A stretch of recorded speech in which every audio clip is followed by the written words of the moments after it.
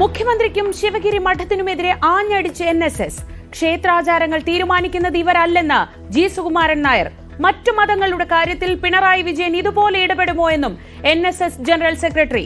സുകുമാരൻ നായരെ വാനോളം പുകഴ്ത്തി രമേശ് ചെന്നിത്തല മന്നം ജയന്തി സമ്മേളനത്തിൽ.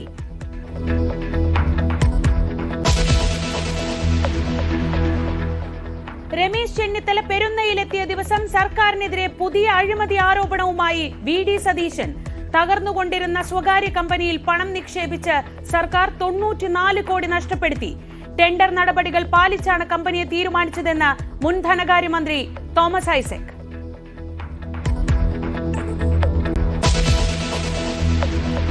We got so many complaints from the passengers.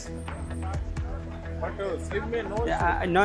As per the complaint, I visited there for examine that whether it is correct or not. The complaint is very clear. Karipur വിമാനത്താവളത്തിലെ parking കൊള്ള കൈയോടെ പിടികൂടി Kondotty MLA. തട്ടിപ്പ് parking സമയവും വാഹനത്തിലെ seat എണ്ണവും തിരുത്തി. പിടിക്കപ്പെട്ടിട്ടും കൂസലില്ല. ഉംറയ്ക്ക് പോകാനെത്തിയ യാത്രക്കാരനെ കയ്യേറ്റം ചെയ്തു.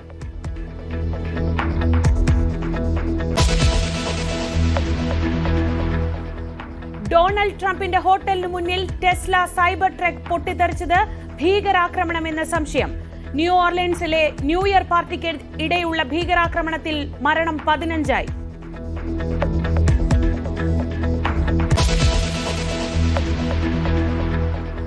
ഉമ തോമസ് സ്റ്റേജിൽ നിന്ന് വീഴുന്ന ദൃശ്യങ്ങൾ പുറത്ത്.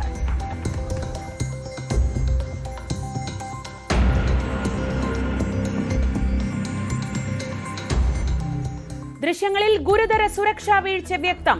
സംഘാടകരായ മൃദംഗ അവിഷന്റെ അക്കൗണ്ടുകൾ മരവിപ്പിച്ചു. ഉമ തോമസിന്റെ ആരോഗ്യനില മെച്ചപ്പെട്ടു.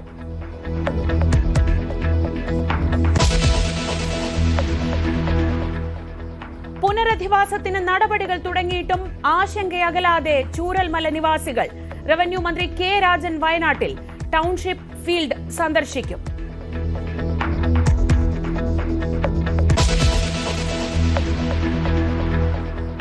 രാജേന്ദ്ര വിശ്വനാഥ് അർലേക്കർ ഗവർണറായി ചുമതലയേറ്റു. I, Rajendra Vishwanath Arlekar, do swear in the name of God that I will faithfully execute the office of Governor of Kerala. കേരളീയ വേഷത്തിലെത്തിയ അർലേക്കർ ചടങ്ങിൽ പങ്കെടുത്ത മുഖ്യമന്ത്രിയും പ്രതിപക്ഷ നേതാവും.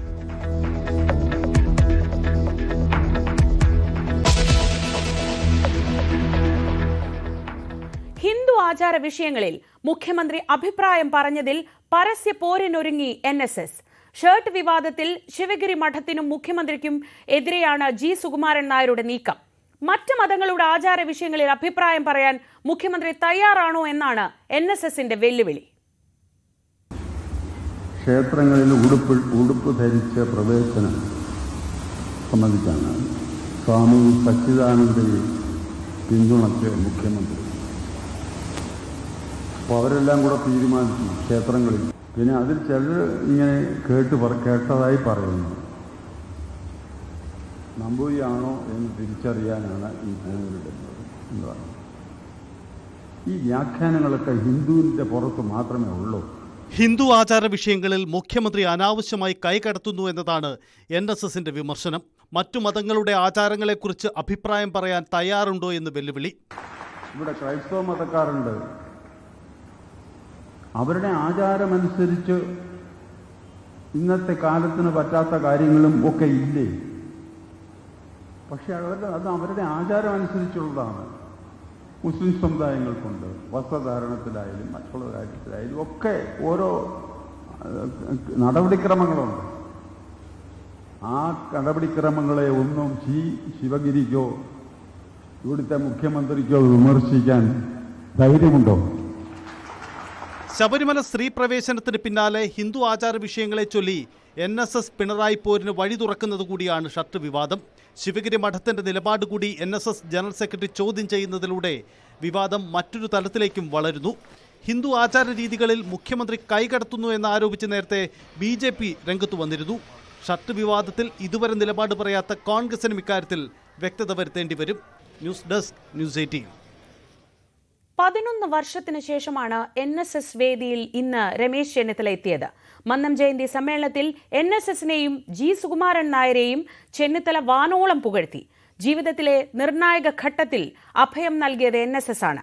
രാഷ്ട്രീയ മേഖലയിൽ ജി സുകുമാരൻ നായർ ഇടപെടുന്നത് ആശാവഹമാണെന്നും ആര് വിചാരിച്ചാലും NSSുമായുള്ള ബന്ധം മുറിച്ചു മാറ്റാനാകില്ലെന്നും ചെന്നിത്തല പറഞ്ഞു. ഞാൻ ഇതെന്റെ ജീവിതത്തിലെ ഒരു സൗഭാഗ്യമായി കാണാൻ ആഗ്രഹിക്കുന്ന ഒരു കാര്യമാണ്. മഹാന്മാരായ നിരവധി വ്യക്തികൾ, രാജീവ് ഗാന്ധി മുതൽ ഡോക്ടർ S രാധാകൃഷ്ണൻ ഉൾപ്പെടെ മുൻ രാഷ്ട്രപതിയായ KR നാരായണനും ശ്രീ K കരുണാകരനും ഉജ്ജ്വല നേതൃത്വങ്ങളെല്ലാം ഉദ്ഘാടനം ചെയ്ത ഈ വേദിയിൽ എനിക്കൊരവസരം കിട്ടിയതിന് NSSനോടും എൻ്റെ ജനറൽ സെക്രട്ടറിയോടും പൂർണ്ണമായ നന്ദിയും കടപ്പാടും രേഖപ്പെടുത്താൻ ഈ അവസരം ഞാൻ വിനിയോഗിക്കുകയാണ്. രമേശ് ചെന്നിത്തലയെ പുകഴ്ത്തിയായിരുന്നു സുകുമാരൻ നായരുടെ പ്രസംഗം. കളിച്ചു നടന്ന കാലം മുതൽ രമേശ് ചെന്നിത്തല NSSന്റെ പുത്രനാണെന്ന് സുകുമാരൻ നായർ പറഞ്ഞു. കോൺഗ്രസുകാരനായതുകൊണ്ടല്ല ചെന്നിത്തലയെ വിളിച്ചത്. മന്നം ജയന്തിക്ക് നേരത്തെ തീരുമാനിച്ച ഉദ്ഘാടകനേക്കാൾ അർഹനാണ് ചെന്നിത്തലയെന്നും സുകുമാരൻ നായർ പ്രശംസിച്ചു. എന്തും വിവാദമാക്കാൻ ചിലർ ശ്രമിച്ചതായും നായർ സർവീസ് സൊസൈറ്റിയിൽ ഒരു നായർ വരുന്നതിലാണ് ചിലർക്ക് പ്രശ്നമെന്നും സുകുമാരൻ നായർ കൂട്ടിച്ചേർത്തു. ശ്രീ രമേശ് ചെന്നിത്തല വിളിച്ചത് കോൺഗ്രസ് എന്നുള്ള മുദ്രയിലല്ല. അദ്ദേഹത്തിന്റെ രാഷ്ട്രീയ സ്വാധീനം ഉപയോഗിച്ചുകൊണ്ട് നായർ സർവീസ് സൊസൈറ്റിക്ക് എന്തെങ്കിലും നേട്ടം ഉണ്ടാക്കാമോ എന്ന് ഉദ്ദേശിച്ചുമല്ല. അങ്ങനെയുള്ള തെറ്റിദ്ധാരണ അവർക്കുണ്ടായതാണെങ്കിൽ അവർ തിരുത്തണം. ശ്രീ രമേശ് ചെന്നിത്തല കളിച്ചു നടന്ന കാലം മുതൽ ഈ മണ്ണിന്റെ സ്വന്തതയാണ്.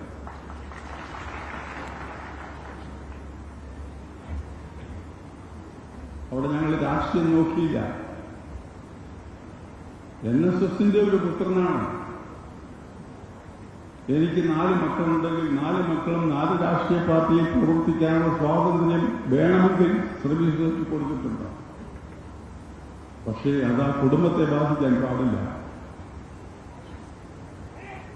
അത് നായർക്ക് മാത്രം ഇത് ബാധകമാണെന്നാണ് ചിലരുടെ കൽപ്പന. കരിപ്പൂർ വിമാനത്താവളത്തിൽ കാർ പാർക്കിംഗ് ഫീസ് ഈടാക്കുന്നതിൽ വ്യാപക തട്ടിപ്പ്. സമയം തിരുത്തിയും വാഹനങ്ങളുടെ സീറ്റിന്റെ എണ്ണം പെരുപ്പിച്ച് കാണിച്ചുമാണ് തട്ടിപ്പ് നടത്തുന്നതെന്ന് യാത്രക്കാർ പറയുന്നു. സമൂഹ മാധ്യമങ്ങളിലടക്കം വിഷയം ചർച്ചയായതോടെ TV ഇബ്രാഹിം MLA വിമാനത്താവളത്തിലെത്തി തട്ടിപ്പ് കൈയോടെ പിടികൂടി. സാമൂഹ്യ മാധ്യമങ്ങളിലടക്കം വിഷയം ചർച്ചയായതോടെയാണ് TV ഇബ്രാഹിം MLA കരിപ്പൂരിലെത്തിയത്. വിമാനത്താവളത്തിലെത്തിയ MLAക്ക് തട്ടിപ്പ് ബോധ്യമായി. We have video. We got so many complaints from the passengers. No. As per the complaint, I visited there for examine that whether it is correct or not. The complaint is very clear. യാത്രക്കാരെ ചൂഷണം ചെയ്യുക, സമയം difference ആക്കുക, എന്നിട്ട് അതിന്റെ പേരിൽ 272 രൂപ വരെ ടാക്സിക്കാരുടെ വാങ്ങിക്കുന്നുണ്ട്. We raising the matter that your time is very different. You purposefully and tremendously you changed the time. യാത്രക്കാരെ ടെർമിനലിന് മുന്നിൽ നിന്ന് കയറ്റിയും ഇറക്കിയും വരുന്ന വാഹനങ്ങൾ 13 മിനിറ്റിനുള്ളിൽ വിമാനത്താവളത്തിൽ നിന്ന് പുറത്തിറങ്ങിയാൽ ഫീസ് നൽകേണ്ടതില്ല. എന്നാൽ ഇവരിൽ നിന്നടക്കം മിനിമം 40 രൂപ പാർക്കിംഗ് ഫീ വാങ്ങുന്നുവെന്നാണ് പരാതി. എന്നാൽ ഇതിന് രസീത് പോലും പലപ്പോഴും നൽകാറില്ല. തുക നൽകാൻ തയ്യാറാകാത്ത യാത്രക്കാരെ ഭീഷണിപ്പെടുത്തുന്നതായും പരാതിയുണ്ട്. എൻട്രി പാസിലും തട്ടിപ്പ് നടക്കുന്നുണ്ടെന്നും പാസിൽ രേഖപ്പെടുത്തുന്ന സമയവും യഥാർത്ഥ സമയവും മാറ്റമുണ്ടെന്നും യാത്രക്കാർ പറയുന്നു. എൻട്രി പാസിൽ 5 മിനിറ്റ് കൂടുതലാണ് രേഖപ്പെടുത്തുന്നത്. ഇതിനു പുറമെ വാഹനത്തിന്റെ സീറ്റിന്റെ എണ്ണത്തിലാണ് മറ്റൊരു തട്ടിപ്പ്. തനിക്ക് ലഭിച്ച രസീതിൽ പ്രവേശന സമയം കൃത്യമായി രേഖപ്പെടുത്തിയെന്നും എന്നാൽ പുറത്തിറങ്ങിയപ്പോൾ 3 മിനിറ്റ് കൂടുതലായി രേഖപ്പെടുത്തിയതായും MLA പ്രതികരിച്ചു. അധിക തുക ഈടാക്കിയതോടെ വിമാനത്താവളത്തിൽ വാക്കേറ്റവും പതിവായിട്ടുണ്ട്. ന്യൂസ് 18 തിരൂർ. എറണാകുളം കലൂരിലെ നൃത്ത പരിപാടിക്കിടെ ഉമാ തോമസ് വേദിയിൽ നിന്ന് വീഴുന്നതിന്റെ ദൃശ്യങ്ങൾ പുറത്ത്. കസേരയിലിരുന്ന ഉമാ തോമസ് മറ്റൊരു സീറ്റിലേക്ക് മാറുമ്പോഴായിരുന്നു അപകടം. പരിപാടിയിൽ സുരക്ഷാ വീഴ്ച ഉണ്ടായെന്ന് മന്ത്രി സജി ചെറിയാൻ പറഞ്ഞു. ഗുരുതരമായ അലംഭാവമാണ് പരിപാടിയിൽ കണ്ടതെന്ന് ദൃക്സാക്ഷിയായ ബിജി ഹിലാലും പ്രതികരിച്ചു. കലൂരിലെ നൃത്ത പരിപാടിക്കിടെ ഉണ്ടായ അപകടത്തിന്റെ ദൃശ്യങ്ങൾ നടുക്കുന്നത്.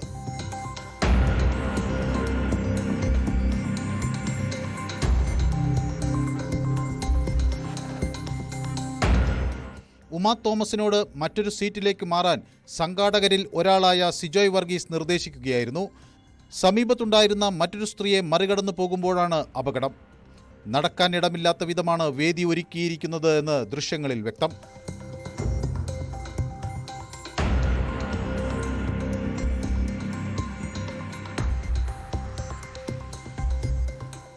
നൃത്ത പരിപാടിയിൽ സുരക്ഷാ വീഴ്ചയുണ്ടായി എന്ന് മന്ത്രി സജി ചെറിയാൻ ആവർത്തിച്ചു. സംഭവത്തിൽ അന്വേഷണം നടക്കുന്നുവെന്നും നിയമാനുസൃത നടപടി സ്വീകരിക്കുമെന്നും മന്ത്രി. ഇതിന്റെ മുൻവശത്ത് ബാരിക്കേഡുകൾ ഉറപ്പിച്ച് നല്ല തരത്തിൽ അപകടം ഉണ്ടാകാത്ത തരത്തിൽ സുരക്ഷ ഉറപ്പുവരുത്തേണ്ടതായിരുന്നു. അതുണ്ടായില്ല. അതുപോലെ അത്ര ഹൈറ്റ് ഓരോ സ്റ്റേജിന് വേണ്ടത്ര സുരക്ഷിതത്വം ഉറപ്പുവരുത്താൻ നമുക്ക് കഴിഞ്ഞില്ലെന്നുള്ളത് വസ്തുതയാണ്. അപകടത്തിൽ പ്രതികളായ സംഘാടകരെ ഒരു മന്ത്രി സംരക്ഷിക്കുന്നതായി എറണാകുളം DCC പ്രസിഡന്റ് മുഹമ്മദ് ഷിയാസ്. മന്ത്രി Saji Cherian, city police commissioner, അതുപോലെ തന്നെ ADGP ശ്രീജിത്ത് ഉൾപ്പെടെയുള്ള പോലീസ് ഉദ്യോഗസ്ഥന്മാർ, എത്ര പ്രമുഖരായ വ്യക്തിത്വങ്ങളാണ് അവിടെ ഇരിക്കുന്നത്. അവരുടെ കാല് വെച്ച് ഒന്ന് തിരിഞ്ഞു നിൽക്കാൻ പോലും കഴിയാത്ത ഒരു സ്റ്റേജാണ്. അവർക്ക് തന്നെ ഇത് അപകടമുണ്ടാകും എന്ന് അവർക്ക് തന്നെ മനസ്സിലായി. സജി ചെറിയാൻ ആദ്യത്തെ സ്റ്റേറ്റ്മെന്റ് അത് തന്നെയാണ്. പിന്നീടാണ് പിറ്റേ ദിവസം അദ്ദേഹം തിരുത്തി പറഞ്ഞത് സംഘാടകർക്ക് പിഴവുണ്ടായില്ല എന്ന്. അത് രാഷ്ട്രീയ സമ്മർദ്ദത്തിന്റെ ഭാഗമാണ്. തട്ടിക്കൂട്ടിയുണ്ടാക്കിയ സ്റ്റേജിൽ നടത്തിയ പരിപാടിക്കിടെയുണ്ടായ അപകടത്തിന് ഉത്തരവാദിത്വം പറയേണ്ടത് സർക്കാരാണെന്ന് എറണാകുളം MLA TJ വിനോദ്. നഗരത്തിലെയും കേരളത്തിലെയും പ്രധാനപ്പെട്ട ആളുകൾ അണിനിരുന്ന ആ വേദി ഇത്രയും ലാഘവ ബുദ്ധിയോടുകൂടി നിർമ്മിച്ചു എന്നുള്ളത്, അതിന് അനുമതി കൊടുത്തു എന്നുള്ളത് എങ്ങനെ പരിശോധിച്ചിട്ടും നമുക്ക് മനസ്സിലാക്കാൻ കഴിയാത്തൊരു വസ്തുത. ഗുരുതരമായ അലംഭാവം പരിപാടിയിൽ കണ്ടെന്ന് വ്യക്തമാക്കിയ ദൃക്സാക്ഷി ബിജി ഹിലാൽ GCDAയ്ക്കും സംഘാടകർക്കും വീഴ്ച സംഭവിച്ചുവെന്ന് ആരോപിച്ചു. അവിടെ നടന്നിരിക്കുന്ന അപാകതയുള്ള ഒരു നിർമ്മാണമോ അല്ലെങ്കിൽ GCDAയുടെ അനുമതി ഇല്ലാതെ നടന്ന ഒരു നിർമ്മാണമോ ആണെങ്കിൽ തീർച്ചയായും അതിനെ പൊളിച്ചു മാറ്റാൻ വരെ GCDAയ്ക്ക് അവകാശമുള്ളതാണ്. നൃത്ത പരിപാടിയുമായി ബന്ധപ്പെട്ട വിവാദം കത്തിനിൽക്കെ ദിവ്യ ഉണ്ണി അമേരിക്കയിലേക്ക് തിരിച്ചു. ഇന്നലെ രാത്രി 11:30 കൊച്ചി വിമാനത്താവളം വഴിയാണ് അമേരിക്കയിലേക്ക് പോയത്. News desk news 18. MLAയ്ക്ക് അപകടമുണ്ടായ സംഭവത്തിൽ മുഖ്യ സംഘാടകർ ഇന്ന് പോലീസ് സ്റ്റേഷനിൽ ഹാജരാകും. മൃദംഗ വിഷൻ MD നിഖോഷ് കുമാറും Oscar events managing proprietor PS ജനീഷും കോടതി നിർദ്ദേശപ്രകാരമാണ് അന്വേഷണ ഉദ്യോഗസ്ഥർക്ക് മുന്നിലെത്തുന്നത്. സാമ്പത്തിക തട്ടിപ്പ് കേസിൽ മൃദംഗ വിഷന്റെ ബാങ്ക് അക്കൌണ്ട് പോലീസ് മരവിപ്പിച്ചു. അമേരിക്കയിലെ ന്യൂ ഓർലൻസിൽ വാഹനം ജനക്കൂട്ടത്തിലേക്ക് ഇടിച്ചു കയറ്റിയ സംഭവം തീവ്രവാദ ആക്രമണമെന്ന് FBI. ആക്രമണത്തിൽ മരണസംഖ്യ 15 ഉയർന്നു. സംഭവത്തിൽ 35 പേർക്ക് പരിക്കേറ്റിട്ടുണ്ട്. നിയുക്ത US പ്രസിഡന്റ് ഡൊണാൾഡ് ട്രംപിന്റെ ലാസ് വേഗാസിലെ ഹോട്ടലിന് പുറത്തുണ്ടായ സ്ഫോടനത്തിൽ ഒരാൾ കൊല്ലപ്പെട്ടു. ന്യൂ ഓർലിയൻസിൽ പുതുവർഷാഘോഷത്തിനിടയിൽ ജനക്കൂട്ടത്തിലേക്ക് ട്രക്കിടിച്ചു കയറ്റിയത് ടെക്സസ് സ്വദേശിയായ ഷംസുദ്ദീൻ ജബ്ബാർ, 42-കാരൻ. US സൈന്യത്തിൽ 13 വർഷം സേവനം നടത്തിയാൾ. പ്രതി ഓടിച്ചിരുന്ന ട്രക്കിൽ നിന്ന് IS പതാക കണ്ടെടുത്തതായും FBI വ്യക്തമാക്കി. ഷംസുദ്ദീൻ പോലീസിന്റെ വെടിയേറ്റ് മരിച്ചിരുന്നു. പ്രതി നടത്തിയ ആക്രമണത്തിൽ 2 പോലീസുകാർക്കും പരിക്കേറ്റിരുന്നു. കേസ് ഭീകരാക്രമണമായാണ് അന്വേഷിക്കുന്നത്. പ്രതി സമൂഹമാധ്യമങ്ങളിൽ പങ്കുവച്ച വീഡിയോയിൽ ISൽ നിന്ന് പ്രചോദനം ഉൾക്കൊണ്ടാണ് ആക്രമണം എന്ന് വ്യക്തമാകുന്നു. സംഭവം നടക്കുന്നതിന് മണിക്കൂറുകൾക്ക് മുമ്പാണ് വീഡിയോ പങ്കുവച്ചത്. ആക്രമണം നടത്തിയ വാഹനത്തിൽ നിന്ന് സ്ഫോടകശേഷിയുള്ള വസ്തുക്കളും കണ്ടെടുത്തു. സ്ഫോടക വസ്തുക്കൾ വെച്ചത് 3 പുരുഷന്മാരും ഒരു സ്ത്രീയും ചേർന്നാണെന്ന് തെളിയിക്കുന്ന ദൃശ്യങ്ങൾ പോലീസിന് ലഭിച്ചിട്ടുണ്ട്. ഷംസുദ്ദീൻ ജബ്ബാർ 2009-ൽ അഫ്ഗാനിസ്ഥാനിൽ വിന്യസിച്ച സൈന്യത്തിന്റെ ഭാഗമായിരുന്നു. 2020-ലാണ് ഔദ്യോഗികമായി വിരമിക്കുന്നത്. അന്വേഷണം വേഗത്തിൽ പൂർത്തിയാക്കാനും അമേരിക്കൻ ജനതയ്ക്ക് ഭീഷണിയില്ലെന്ന് ഉറപ്പാക്കാനും നിർദ്ദേശം നൽകിയിട്ടുണ്ടെന്ന് പ്രസിഡന്റ് ജോ ബൈഡൻ പറഞ്ഞു. ന്യൂ ഓർലിയൻസിലെ ഭീകരാക്രമണവും ലാസ് വേഗസിലെ ട്രംപ് ഇന്റർനാഷണൽ ഹോട്ടലിന് പുറത്തുണ്ടായ സ്ഫോടനവും തമ്മിൽ ബന്ധമുണ്ടോ എന്ന് അന്വേഷിക്കുന്നതായും ബൈഡൻ വ്യക്തമാക്കി. ട്രംപിന്റെ ഹോട്ടലിന് പുറത്ത് ടെസ്ല സൈബർ ട്രക്കാണ് പൊട്ടിത്തെറിച്ചത്. ഒരാൾ മരിക്കുകയും 7 പേർക്ക് പരിക്കേൽക്കുകയും ചെയ്തു. കൊളറാഡോയിൽ നിന്ന് വാടകയ്ക്കെടുത്ത ട്രക്ക് ബുധനാഴ്ച രാവിലെയാണ് നഗരത്തിലെത്തിയത്. ഹോട്ടലിന് മുന്നിൽ കവാടത്തിന് സമീപം പാർക്ക് ചെയ്തിരുന്ന വാഹനത്തിൽ നിന്ന് ആദ്യം പുക ഉയർന്നു, പിന്നീട് പൊട്ടിത്തെറിക്കുകയായിരുന്നു. News desk news 18. വയനാട്ടിലെ പുനരധിവാസം സംബന്ധിച്ച് എല്ലാ ആശങ്കകളും പരിഹരിക്കുമെന്ന് റവന്യൂ മന്ത്രി കെ രാജൻ. എല്ലാവർക്കും പറയാനുള്ളത് കേൾക്കും. രണ്ടാം ഘട്ട പുനരധിവാസ പ്രവർത്തനങ്ങളുടെ രൂപരേഖ ഉടൻ പ്രസിദ്ധീകരിക്കുമെന്നും കെ രാജൻ. വിവരങ്ങളുമായി CV അനുമോദ് ചേരുന്നു. അനുമോദ്, ഈ രൂപരേഖയൊക്കെ ഉടൻ തയ്യാറാക്കുമെന്ന് പറയുമ്പോഴും എങ്ങനെയാണ് കൃത്യമായി മുന്നോട്ട് പോകേണ്ടത് എന്ന കാര്യത്തിൽ ഒരു കൃത്യമായ ഒരു തീരുമാനം ഇതുവരെ ആയിട്ടില്ല. ഇത്തരത്തിൽ അവിടെയുള്ള ആളുകൾ ഈ ആശങ്കകൾ ഉന്നയിക്കുമ്പോഴാണ് ഇന്ന് മന്ത്രി വയനാട്ടിലെത്തിയത്. എന്താണ് അദ്ദേഹം വിശദമാക്കുന്നത്?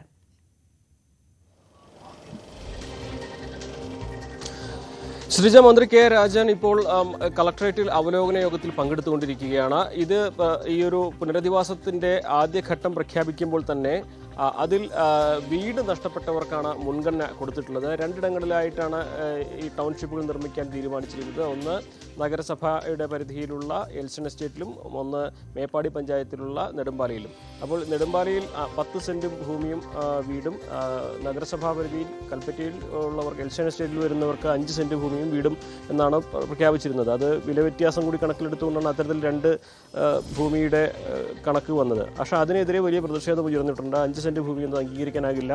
അത് സർക്കാർ പരിഹരിക്കേണ്ടതുണ്ട്. കാരണം എല്ലാം നഷ്ടമായവർ വെറും 5 സെന്റിൽ ഒതുങ്ങിക്കൂടണമെന്ന് പറയുന്നത് വലിയ അനീതിയാണ് എന്ന പ്രതിഷേധമാണ് നാട്ടിൽ നിന്നും ഈ ദുരന്തബാധിതർ നിന്നും ഉയർന്നിട്ടുള്ളത്. ആക്ഷൻ കമ്മിറ്റിയും ഇതേ ആവശ്യം ഉന്നയിച്ചുകൊണ്ടാണ് മന്ത്രിയെ കണ്ടത്. അപ്പോൾ ഇതെല്ലാം പരിഹരിച്ചുകൊണ്ട് തന്നെ തീരുമാനത്തിലേക്ക് എത്തുമെന്നാണ് മന്ത്രി കെ രാജൻ അവർക്ക് കൊടുത്ത ഉറപ്പ്. അതോടൊപ്പം തന്നെ രണ്ടാം ഘട്ട ഈ പുനരധിവാസ പ്രവർത്തനങ്ങൾ കർഷകരുടെയും കൃഷിഭൂമി നഷ്ടമായവരുടെയും തൊഴിലുകൾ നഷ്ടമായവരുടെയും എല്ലാം പ്രശ്നങ്ങൾ പരിഹരിച്ചുകൊണ്ടുള്ള അടുത്ത പദ്ധതി, അടുത്ത ഘട്ടത്തിലുള്ള പദ്ധതി ഉടൻ തന്നെ പ്രഖ്യാപിക്കുമെന്നും മന്ത്രി ഉറപ്പ് നൽകിയിട്ടുണ്ട്. ഇന്ന് 3 മണിക്ക് മന്ത്രി വാർത്താ സമ്മേളനം വിളിച്ചിട്ടുണ്ട്. അവലോകനത്തിന് ശേഷം കൃത്യമായ കാര്യങ്ങൾ, ഈ ഭൂമി വിഷയം സംബന്ധിച്ചുള്ള തർക്കത്തിനെല്ലാം തന്നെ കൃത്യമായ മറുപടി ആ വാർത്താ സമ്മേളനത്തിൽ നൽകുമെന്നുമാണ് മന്ത്രി കെ രാജൻ അറിയിച്ചിട്ടുള്ളത്. ശ്രീജ, CV അനുമോദാണ് വിവരങ്ങൾ നൽകിയത്. മന്ത്രിയുടെ വാക്കുകൾ കേൾക്കാം.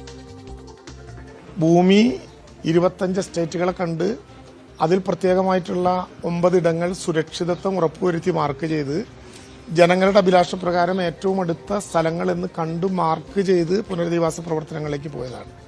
നിങ്ങൾക്കറിയാവുന്നതുപോലെ കോടതിയുമായി ബന്ധപ്പെട്ട ചില വ്യവഹാരങ്ങളിൽ പെട്ടു.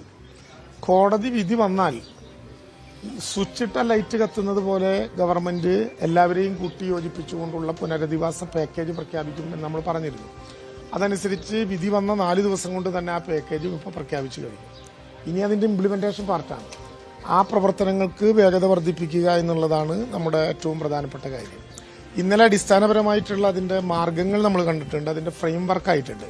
ഇനി ആ ഫ്രെയിം വർക്കിനെ ഭൂമിയിലേക്ക് കൊണ്ടുവരുമ്പോൾ ഉണ്ടാകേണ്ടതും കാണേണ്ടതും മുന്നൊരുക്കങ്ങൾ നടത്തേണ്ടതുമായിട്ടുള്ള ക്ലാരിറ്റി വരുത്തുക എന്നുള്ളതാണ് തുടർന്നുള്ള പ്രശ്നം.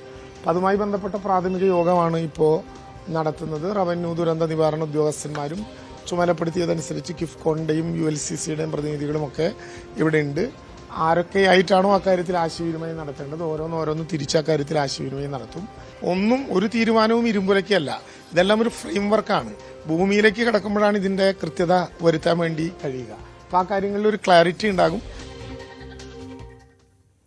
ചൂരൽമല മുണ്ടക്കൈ ദുരന്തത്തിൽ സർവ്വവും നഷ്ടപ്പെട്ടവരുടെ പുനരധിവാസം 5 സെന്റിൽ ഒതുക്കുന്നത് അംഗീകരിക്കാനാവില്ലെന്ന് ദുരന്തബാധിതർ. സർക്കാർ ഇക്കാര്യത്തിൽ അനുഭാവപൂർണമായ സമീപനം സ്വീകരിക്കണമെന്ന് ഇവർ ആവശ്യപ്പെടുന്നു. എല്ലാ വശവും പരിശോധിച്ച് അനുഭാവപൂർണമായ നിലപാടെടുക്കുമെന്ന മന്ത്രിയുടെ വാക്ക് മുഖവിലക്കെടുക്കുന്നുവെന്നും മുണ്ടക്കൈ ചൂരൽമല ദുരന്തബാധിതരുടെ ആക്ഷൻ കമ്മിറ്റി വ്യക്തമാക്കി. കൽപ്പറ്റ നഗരസഭാ പരിധിയിലുള്ള എൽസ്റ്റൺ എസ്റ്റേറ്റ്, മേപ്പാടി പഞ്ചായത്തിൽ ഉൾപ്പെടുന്ന നെടുമ്പാല എസ്റ്റേറ്റ് എന്നിവിടങ്ങളിലാണ് ദുരന്തബാധിതർക്ക് ടൗൺഷിപ്പ് നിർമ്മിക്കാൻ സർക്കാർ നിശ്ചയിച്ചിരിക്കുന്നത്. കൽപ്പറ്റ നഗരസഭാ പരിധിയിൽ ഭൂമി വില കൂടുതലായതിനാൽ ഇവിടെ 5 സെന്റ് ഭൂമിയും വീടുമാണ് ടൗൺഷിപ്പിൽ ഓരോരുത്തർക്കും ലഭിക്കുക. എന്നാൽ നെടുമ്പാല എസ്റ്റേറ്റിൽ ഇത് 10 സെന്റ് ഭൂമിയും വീടുമാണ്. ഈ സാഹചര്യത്തിലാണ് പ്രതിഷേധവുമായി ദുരന്തബാധിതർ രംഗത്ത് വന്നത്. ദുരന്തത്തിൽ സർവ്വതും നഷ്ടപ്പെട്ടവരെ 5 സെന്റിൽ ഒതുക്കരുതെന്ന് ഇവർ അഭ്യർത്ഥിക്കുന്നു. ഒരു 15 സെന്റ് 20 സെന്റിൽ കുറയാതെ ഉള്ള സ്ഥലത്താണ് ഞങ്ങളൊക്കെ വീട് വെച്ച് താമസിച്ചിരുന്നത്. ഇപ്പോൾ എന്തായാലും 10 സെന്റ് എന്ന് പറഞ്ഞു. ആ 10 സെന്റിൽ ഒരു 1000 സ്ക്വയർ ഫീറ്റ് വീട് എന്ന് പറഞ്ഞപ്പോൾ ഈ ന്യൂ ഇയറിൻ്റെ 1-ാം തീയതി മുഖ്യമന്ത്രിൻ്റെ ഈ സ്പോൺസർമാരൊക്കെ വിളിച്ചു ചേർത്ത് അതിൻ്റെ കാര്യങ്ങൾ ചർച്ച ചെയ്യുമെന്ന് പറഞ്ഞപ്പോൾ ഞങ്ങളൊക്കെ വളരെ പ്രതീക്ഷയിലായിരുന്നത്. പക്ഷേ ഇന്നലെ മുഖ്യമന്ത്രിൻ്റെ വാർത്താ സമ്മേളനം കേട്ടപ്പോൾ ഭയങ്കര ഒരു വേദന ഉണ്ടായിരുന്നു. 10 സെൻറ്റുള്ള നെടുമ്പാല ഭാഗത്ത് കിട്ടിയാൽ മതി എന്നാണ് പറയുന്നത്. അങ്ങനത്തെ ഒരു വലിയൊരു ആശയക്കുഴപ്പമുണ്ട്. അതുപോലെ തന്നെ ഏത് രീതിയിലെ കാറ്റഗറി തിരിക്കുന്ന ഇതുവരെ നമ്മൾ തീരുമാനം ഗവൺമെൻറ്റിൻ്റെ ഭാഗത്ത് വന്നിട്ടില്ല. അതൊക്കെ ഒരു വലിയൊരു പ്രയാസത്തിലോട്ട് പോകുന്നുണ്ട്. മെയിൻ ഒരു സംഭവം നമുക്ക് വേണം. പുനരധിവാസം നമ്മൾ നേരത്തെ പറഞ്ഞ പോലെ തന്നെ കുഴപ്പമില്ലാത്ത രീതിയിൽ തന്നെ നടക്കണം. ഭൂമിയുടെ വില വ്യത്യാസത്തിൽ 5 സെൻറ്റിൽ നമ്മൾ താമസിക്കുമ്പോൾ നമുക്കറിയില്ല അതിൻ്റെതായ ബുദ്ധിമുട്ട്. ഇപ്പോൾ നമുക്ക് ഇപ്പോൾ വീടൊന്നും കിട്ടണ്ട, നമ്മൾ ചികിത്സാ സഹായം കിട്ടിയാൽ മതി. ഒരു കിഡ്നിയൊക്കെ എടുത്ത് അതിന് നമ്മൾ പിന്നാലെ നടക്കാം. ഇതുവരെ ഒന്നും കിട്ടിയില്ല. ആശുപത്രി, കുട്ടികളുടെ പാർക്ക് തുടങ്ങി സകല സൗകര്യവുമുള്ള ടൗൺഷിപ്പാണ് സർക്കാർ വിഭാവനം ചെയ്യുന്നത്. എന്നാൽ കൽപ്പറ്റ നഗരസഭയോട് ചേർന്ന് തന്നെ ആയതുകൊണ്ട് എൽസ്റ്റൺ എസ്റ്റേറ്റ് ടൗൺഷിപ്പിൽ ഇതൊന്നും ആവശ്യമില്ല എന്നും അതിനു പകരം കൂടി ദുരന്തബാധിതർക്ക് ഭൂമി നൽകാനാണ് സർക്കാർ ശ്രമിക്കേണ്ടത് എന്നുമാണ് ആക്ഷൻ കമ്മിറ്റി ആവശ്യപ്പെടുന്നത്. 5 സെന്റ് ഭൂമി എന്ന സർക്കാർ വാഗ്ദാനം ഒരു തരത്തിലും അംഗീകരിക്കാനാകില്ലെന്നും സർക്കാർ എല്ലാം പരിഗണിക്കുമെന്ന് പറഞ്ഞതിനെ വിശ്വസിക്കുന്നുവെന്നും അവർ വ്യക്തമാക്കി. സൗകര്യങ്ങൾ, പ്രയാസങ്ങൾ, അവിടെ ജോലിയോ കാര്യങ്ങളോ ഉള്ള ആളുകൾക്ക് മേപ്പാടിയാണ് അവർ പറഞ്ഞിട്ടുള്ളത്. മേപ്പാടി പഞ്ചായത്തിൽ മാത്രം വേണമെന്ന് പറഞ്ഞാൽ അത് അങ്ങനെ തന്നെ വേണം. പക്ഷേ കൽപ്പറ്റ ആവശ്യപ്പെടുന്ന ആളുകൾക്ക് വരുമ്പോൾ അത് ഒരു 5 സെന്റിലേക്ക് ചുരുങ്ങുന്നത്. ഞങ്ങൾക്ക് ഭാവിയിൽ അത് ഒരിക്കലും ഒരു സെന്റ് വാങ്ങാൻ കഴിയില്ലല്ലോ. കൃഷിഭൂമി നഷ്ടമായവരും കടകളും സ്ഥാപനങ്ങളും തൊഴിലിടങ്ങളും നഷ്ടമായവരുമെല്ലാം സർക്കാർ സഹായത്തിനായി കാത്തിരിക്കുകയാണ്. 2ാം ഘട്ട പുനരധിവാസ പദ്ധതി ഉടൻ പ്രഖ്യാപിക്കുമെന്ന മന്ത്രി കെ രാജന്റെ വാക്കുകളിലാണ് ഇവരുടെ എല്ലാം പ്രതീക്ഷ. അഖിലോട്ടുപാറയ്ക്കൊപ്പം CV അനുമോദ്, ന്യൂസ് 18. കൊല്ലം ചക്കുവള്ളിയിൽ സ്വകാര്യ ബസ്സുകളുടെ മത്സരയോട്ടത്തിനിടെ അപകടം. ഗർഭിണി ഉൾപ്പെടെ 3 പേർക്ക് പരിക്കേറ്റു. 2 ബസ്സുകളും ഒപ്പം ബസ് ജീവനക്കാരെയും പോലീസ് കസ്റ്റഡിയിലെടുത്തു. ഭരണിക്കാവ് റൂട്ടിലോടുന്ന സ്വകാര്യ ബസ്സുകളുടെ മത്സരയോട്ടമാണ് അപകടത്തിനിടയാക്കിയത്. രാവിലെ 7:56 പുറപ്പെടേണ്ട ബസ് 2 മിനിറ്റ് വൈകി പുറപ്പെട്ടതാണ് തർക്കത്തിന് കാരണം. വഴി മാറി നൽകാൻ 2 ബസ്സുകളും തയ്യാറായില്ല. ഇതോടെ മത്സരയോട്ടമായി. ഇതിനിടെ മുന്നിൽ പോയ ബസ് ബ്രേക്കിട്ടു. ഗർഭിണിയടക്കം 3 സ്ത്രീകൾ തെറിച്ചു വീണു. ശൂരനാട് സ്വദേശിനി ജോസി ജോസ്, കല്ലട സ്വദേശിനി ലിജി, പോരുവഴി സ്വദേശിനി ഗീത എന്നിവർക്കാണ് പരുക്കേറ്റത്.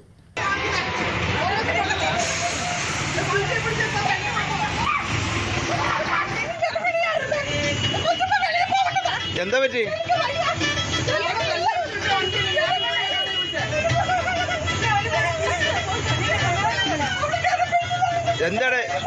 ഇതോടെ തടിച്ചുകൂടിയ നാട്ടുകാർ സ്വകാര്യ ബസ് തടഞ്ഞു. പോലീസിൽ വിവരമറിയിച്ചു. ശൂരനാട് പോലീസ് 2 ബസ്സുകളും ജീവനക്കാരെയും കസ്റ്റഡിയിലെടുത്തു. പ്രദേശത്ത് സ്വകാര്യ ബസ്സുകളുടെ മത്സരയോട്ടത്തിൽ നിരവധി അപകടങ്ങളാണ് സംഭവിക്കുന്നത്. ന്യൂസ് 18 കൊല്ലം. കേരള ഫിനാൻഷ്യൽ കോർപ്പറേഷനെതിരെ അഴിമതി ആരോപണവുമായി VD Satheesan. Kerala financial corporation Anil അംബാനിയുടെ കമ്പനിയിൽ കോടികൾ നിക്ഷേപിച്ചു. 60 കോടി 80 ലക്ഷം രൂപയാണ് നിക്ഷേപിച്ചത്. പലിശയടക്കം 101 കോടി തിരിച്ചു കിട്ടേണ്ട സ്ഥാനത്ത് 7 കോടി 9 ലക്ഷം രൂപ മാത്രമാണ് ലഭിച്ചതെന്നും സതീശൻ പറഞ്ഞു. കേരള ഫിനാൻഷ്യൽ കോർപ്പറേഷനെതിരായ പ്രതിപക്ഷ നേതാവിന്റെ ആരോപണം അടിസ്ഥാനരഹിതമാണെന്ന് മുൻ ധനമന്ത്രി TM തോമസ് ഐസക് പ്രതികരിച്ചു. മാനദണ്ഡങ്ങൾ പൂർണ്ണമായി പാലിച്ചുകൊണ്ടാണ് KFC നിക്ഷേപം നടത്തിയതെന്നും അദ്ദേഹം പറഞ്ഞു. കേരള ഫിനാൻഷ്യൽ കോർപ്പറേഷനെതിരായ പ്രതിപക്ഷ നേതാവിന്റെ ആരോപണം അടിസ്ഥാനരഹിതമെന്നാണ് തോമസ് ഐസക് പ്രതികരിച്ചത്. മറ്റു വാർത്തകൾ നോക്കാം. കേരള ഗവർണറായി രാജേന്ദ്ര വിശ്വനാഥ് അർലേക്കർ ചുമതലയേറ്റു. രാജ്ഭവനിൽ നടന്ന ചടങ്ങിൽ കേരള ഹൈക്കോടതി ചീഫ് ജസ്റ്റിസ് നിതിൻ മധുകർ ജാംദാർ സത്യവാചകം ചൊല്ലിക്കൊടുത്തു. മുഖ്യമന്ത്രിയും പ്രതിപക്ഷ നേതാവും മന്ത്രിമാരും സത്യപ്രതിജ്ഞാ ചടങ്ങിൽ പങ്കെടുത്തു. I, Rajendra Vishwanath Arlekar, do swear in the name of God that I will faithfully execute the office of Governor of Kerala. ലളിതമെങ്കിലും പ്രൗഢമായ ചടങ്ങിൽ രാജേന്ദ്ര വിശ്വനാഥ് ആർലേക്കർ കേരള ഗവർണറായി സ്ഥാനമേറ്റെടുത്തു. മുഖ്യമന്ത്രി പിണറായി വിജയൻ, പ്രതിപക്ഷ നേതാവ് VD Satheesan, Bengal governor CV Ananda Bose, മന്ത്രിമാർ, ഹൈക്കോടതി ചീഫ് ജസ്റ്റിസ് തുടങ്ങിയവർ പുതിയ ഗവർണർക്ക് ആശംസകൾ അർപ്പിച്ചു. രാജ്ഭവനിൽ മുഖ്യമന്ത്രിയും മന്ത്രിമാരും പങ്കെടുക്കുന്ന ചടങ്ങുകൾ കഴിഞ്ഞ കുറേ നാളുകളായി പിരിമുറുക്കം നിറഞ്ഞ അന്തരീക്ഷത്തിലായിരുന്നു. എന്നാൽ പുതിയ ഗവർണറുടെ സത്യപ്രതിജ്ഞാ ചടങ്ങ് അതിനും മാറ്റം വരുത്തി. തികച്ചും സൗഹാർദ്ദപരമായ അന്തരീക്ഷത്തിലായിരുന്നു സത്യപ്രതിജ്ഞാ ചടങ്ങുകൾ. മുൻ RSS നേതാവായ രാജേന്ദ്ര ആർലേക്കർ ബീഹാർ ഗവർണറായിരുന്നു. കേരളത്തിൽ ആർലേക്കറുടെ മുൻഗാമിയായ ആരിഫ് മുഹമ്മദ് ഖാൻ ബീഹാറിൽ അദ്ദേഹത്തിൻ്റെ പിൻഗാമിയായി. സംസ്ഥാന സർക്കാരുമായി നിരന്തരം പോർമുഖം തുറന്ന ആരിഫ് മുഹമ്മദ് ഖാന് പകരക്കാരനായി വന്നത് വ്യക്തമായ സംഘപരിവാർ ആഭിമുഖ്യമുള്ള ആർലേക്കറാണ്. എന്നാൽ സർക്കാരുമായി ഏറ്റുമുട്ടൽ തൻ്റെ ശൈലിയല്ലെന്നും സർക്കാരിനെ സഹായിക്കുക മാത്രമാണ് ഉത്തരവാദിത്വമെന്നും അദ്ദേഹം വ്യക്തമാക്കിയത് പിണറായി സർക്കാരിന് നൽകുന്ന ആശ്വാസം ചെറുതല്ല. ഗവർണറെ പരമാവധി പിണക്കാതെ സമമായ പാതയിൽ മുന്നോട്ട് പോകാനാകും സർക്കാരിന്റെ ശ്രമം. 17-ന് നിയമസഭാ സമ്മേളനം ഗവർണറുടെ നയപ്രഖ്യാപനത്തോടെയാണ് തുടങ്ങേണ്ടത്. ന്യൂസ് 18 തിരുവനന്തപുരം. മാധ്യമപ്രവർത്തകർ എന്നതിന്റെ ചുരുക്കെഴുത്താണ് മാപ്ര എന്നാണ് മനസ്സിലാക്കുന്നതെന്ന് CPM സംസ്ഥാന സെക്രട്ടറി MV ഗോവിന്ദൻ. അതിൽ തെറ്റുണ്ടോ ശരിയുണ്ടോ എന്ന് പറയുന്നില്ല. മാധ്യമപ്രവർത്തനം മഹനീയമായ ജോലിയാണെന്നും അദ്ദേഹം പറഞ്ഞു. മാപ്ര എന്ന് പറയുന്നതുകൊണ്ട് എന്താ അർത്ഥമാക്കുന്നതെന്ന് ഞാൻ അറിയില്ല. പക്ഷെ പൊതുവെ പറഞ്ഞു കേൾക്കുന്നത് മാധ്യമ പ്രവർത്തകർ, അതിന്റെ ആദ്യത്തെ മാ പിന്നെ പ്ര. മാധ്യമപ്രവർത്തകർ പരിഹാസ രൂപേണ പറയുന്നതാണ് മാപ്ര എന്നുള്ളത്. അത് സൈബറിടത്തിൽ മാത്രമേ കേൾക്കാറുള്ളൂ. മാധ്യമപ്രവർത്തകർ എങ്ങനെ പരിഹാസാകുക? മാധ്യമപ്രവർത്തകർ മഹനീയമായ ഒരു ജോലിയല്ലേ. അതിനെന്താ മാധ്യമപ്രവർത്തകർ എന്ന് പറയുന്നത് കുഴപ്പം? ഇനി എന്താ നമ്മൾ വിളിക്കേണ്ടതിന്? നിങ്ങൾ ചോദിക്കും പറയും മാധ്യമപ്രവർത്തകർ എന്ന് പറയുന്നതിന് പകരം നിങ്ങൾ എന്താ വിളിക്കേണ്ടത്? അത് വിളിക്കാം, നമുക്ക് പ്രശ്നം. മാപ്ര എന്നുള്ള സൈബർ ഇടത്തിൽ പരിഹസിക്കാൻ വേണ്ടി, അവഹേളിക്കാൻ വേണ്ടി ഉപയോഗിക്കുന്ന ചുരുക്കപ്പേരാണല്ലോ. പല രീതിയിൽ ഉപയോഗിക്കുന്നുണ്ടാവും. ഉപയോഗിക്കുന്നതല്ല പ്രശ്നം. അതിന്റെ കൃത്യമായ അർത്ഥം എന്നുള്ളത് മനസ്സിലാക്കിയിട്ട് ആവശ്യമായ നിലപാട് സ്വീകരിക്കും. ഞങ്ങൾ മാറ്റേണ്ടതുണ്ടെങ്കിൽ മാറ്റുകയും ചെയ്യാം. പോരെ? ഇപ്പൊ ഈ കമ്മ്യൂണിസ്റ്റുകാരെ ധാരാളം കാര്യങ്ങൾ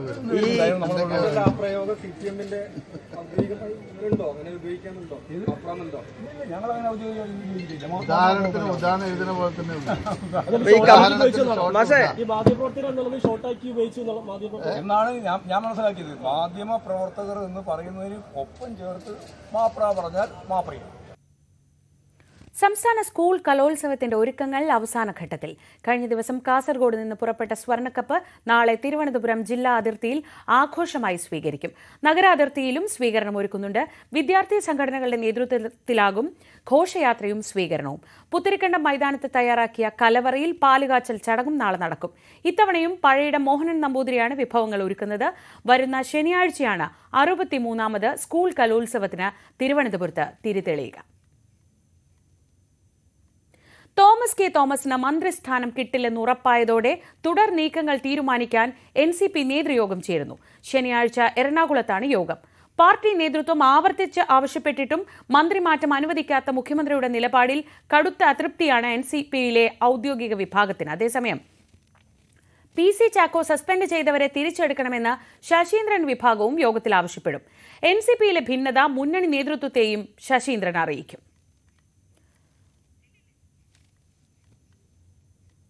മുനമ്പം വഖഫ് ഭൂമി തർക്കത്തിൽ ഫെബ്രുവരി മാസത്തിനകം സർക്കാരിന് റിപ്പോർട്ട് സമർപ്പിക്കുമെന്ന് ജുഡീഷ്യൽ കമ്മീഷൻ.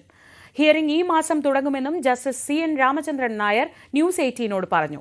മുനമ്പം ഭൂമിയുമായി ബന്ധപ്പെട്ട രേഖകൾ വഖഫ് സംരക്ഷണ സമിതി ജുഡീഷ്യൽ കമ്മീഷന് കൈമാറി. മുനമ്പത്തെ ഭൂമി ഇഷ്ടദാനമല്ലെന്നാണ് സമിതിയുടെ വാദം.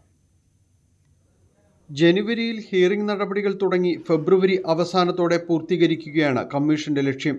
സമയബന്ധിതമായി ഫെബ്രുവരി അവസാന വാരം റിപ്പോർട്ട് സമർപ്പിക്കാനാണ് ലക്ഷ്യമിടുന്നത്. ഹിയറിംഗിന് മുൻപായുള്ള കമ്മീഷന്റെ നടപടിക്രമങ്ങൾ പുരോഗമിക്കുകയാണ്. എല്ലാവരും കേട്ടച്ച് വേണം, എനിക്ക് വിശദമായിട്ട് കേട്ട് കോടതി വിധികളൊക്കെ നോക്കി നിയമാനുസൃതമായിട്ട് വേണം റിപ്പോർട്ട് കൊടുക്കാൻ. അത് ഫെബ്രുവരി തന്നെ അവസാനത്തിന് മുമ്പ് റിപ്പോർട്ട് കൊടുക്കണം, സമയബന്ധിതമായിട്ട് റിപ്പോർട്ട് കൊടുക്കണം എന്നാണ് ആഗ്രഹിക്കുന്നത്. അപ്പം ജാനുവരിയിൽ ഒരു സെക്കൻഡ് വീക്ക് ഒക്കെ ആയിട്ട്, തേർഡ് വീക്കായിട്ട് കളക്ടറേറ്റിലെ കോൺഫറൻസ് ഹോളിന്റെ അവൈലബിലിറ്റി അനുസരിച്ച് ഹിയറിംഗ് ഫിക്സ് ചെയ്യാവുന്നതും കേൾക്കാവുന്നതും ആണ് പറഞ്ഞിരിക്കുന്നത്. ഇവരുടെ എല്ലാം സഹകരണം എനിക്ക് ആവശ്യമുണ്ട് സമയബന്ധിതമായിട്ട് തീർക്കാനായിട്ട്. മുനമ്പത്തെ ഭൂമിയുമായി ബന്ധപ്പെട്ട രേഖകൾ വഖഫ് ഭൂമി സംരക്ഷണ സമിതി കമ്മീഷന് കൈമാറി. മുനമ്പത്തേത് വഖഫ് ഭൂമിയെന്നും ഇഷ്ടദാനമല്ലെന്നുമാണ് വഖഫ് ഭൂസംരക്ഷണ സമിതിയുടെ വാദം. വിഷയത്തിൽ ഫറൂഖ് കോളേജും വഖഫ് ബോർഡും ഒത്തുകളിക്കുന്നുവെന്ന് കേരള മുസ്ലിം ജമാഅത്ത് കൗൺസിലും ആരോപിച്ചു. ഈ വസ്തു വഖഫ് പ്രോപ്പർട്ടി ആണെന്നാണ് ഞങ്ങളുടെ ക്ലെയിം. അതിനകത്ത് ആവശ്യമുള്ള എല്ലാ ഇൻഗ്രീഡിയൻസും ആ ഡോക്യുമെൻറ്റിൽ ഇവർ പറയുന്ന റിലേ ചെയ്യുന്ന ഈ സിദ്ദീഖ് സെട്ട് എഴുതി കൊടുത്ത ആധാരത്തിനകത്ത് വളരെ വ്യക്തമായിട്ട് ഇത് വഖഫ് പ്രോപ്പർട്ടി ആണെന്നും ആ വഖഫ് പ്രോപ്പർട്ടി ഇന്ന പർപ്പസിനാണെന്നും അത് അദ്ദേഹത്തിൻ്റെ പരലോക മോക്ഷത്തിനാണെന്നും എല്ലാം അതിനകത്തുണ്ട്. ഇതിന് അധികരിച്ചുകൊണ്ട് ഒരു ഗിഫ്റ്റ് ഡീഡ് അവർ ഹാജരാക്കിയിട്ടില്ല ഇതുവരെ. അവർ ഗിഫ്റ്റ് ഡീഡാണെന്ന് പറയുമ്പോൾ ഒരു ഗിഫ്റ്റ് ഡീഡ് ഹാജരാക്കണ്ടേ? ഒരു ഇഷ്ടദാനമാണെങ്കിൽ ഇഷ്ടദാനം ഹാജരാക്കണ്ടേ? അങ്ങനെ വേറൊരു ആധാരമോ ഒരു റെക്കോർഡോ ഇതുവരെ ഹാജരാക്കാത്ത സ്ഥിതിക്ക് ഇത് വഖഫ് ആധാരം തന്നെയാണ്, വഖഫ് തന്നെയാണെന്ന് കോടതികളെല്ലാം വിധിച്ചിട്ടുള്ളതുമാണ്. രേഖകൾ പരിശോധിച്ച ശേഷമാണ് കമ്മീഷൻ ഹിയറിംഗിലേക്ക് കടക്കുന്നത്. കാക്കനാട് ജില്ലാ കോൺഫറൻസ് ഹാളിലാണ് ഹിയറിംഗ് നടക്കുക. അതിനു മുൻപായി ഈ മാസം 4-ന് മുനമ്പത്ത് കമ്മീഷൻ സന്ദർശനം നടത്തും. ന്യൂസ് 18 കൊച്ചി. തൃശൂർ പാലയൂർ പള്ളിയിലെ ക്രിസ്മസ് കാരൽ പോലീസ് തടഞ്ഞ സംഭവത്തിൽ ചീഫ് സെക്രട്ടറിയോട് കേന്ദ്ര ന്യൂനപക്ഷ കമ്മീഷൻ റിപ്പോർട്ട് തേടി. ഈ മാസം 15-നകം വിശദമായ റിപ്പോർട്ട് സമർപ്പിക്കാനാണ് നിർദ്ദേശം. BJP തൃശൂർ ജില്ലാ ജനറൽ സെക്രട്ടറി ജസ്റ്റിൻ ജേക്കബിന്റെ പരാതിയിലാണ് നടപടി. കണ്ണൂർ ശ്രീകണ്ഠാപുരം വളക്കയിൽ സ്കൂൾ ബസ് മറിഞ്ഞ് വിദ്യാർത്ഥിനി മരിച്ച അപകടത്തിന് കാരണം ഡ്രൈവറുടെ അശ്രദ്ധ. ബസിന്റെ ബ്രേക്കിന് തകരാറുണ്ടെന്ന ഡ്രൈവറുടെ വാദം മോട്ടോർ വാഹന വകുപ്പ് തള്ളി. മോട്ടോർ വാഹന വകുപ്പ് 2 ദിവസത്തിനകം റിപ്പോർട്ട് സമർപ്പിക്കും. അപകടത്തിൽ മരിച്ച 5ാം ക്ലാസ് വിദ്യാർത്ഥിനി നേദ്യ S. രാജേഷിന് സഹപാഠികളും അധ്യാപകരും അന്ത്യാഞ്ജലി അർപ്പിച്ചു.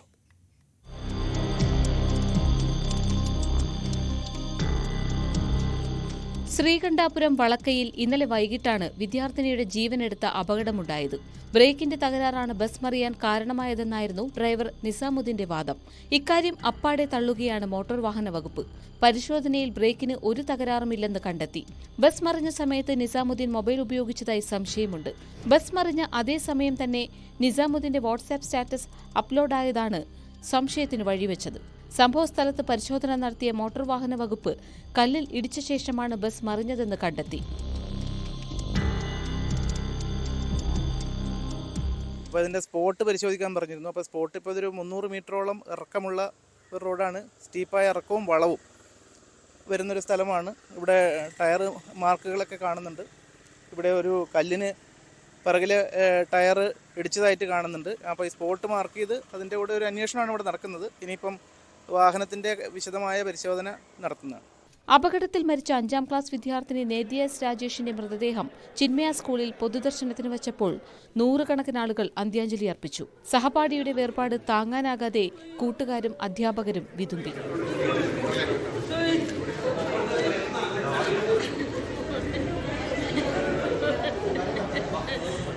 ന്യൂസ് 18 കണ്ണൂർ.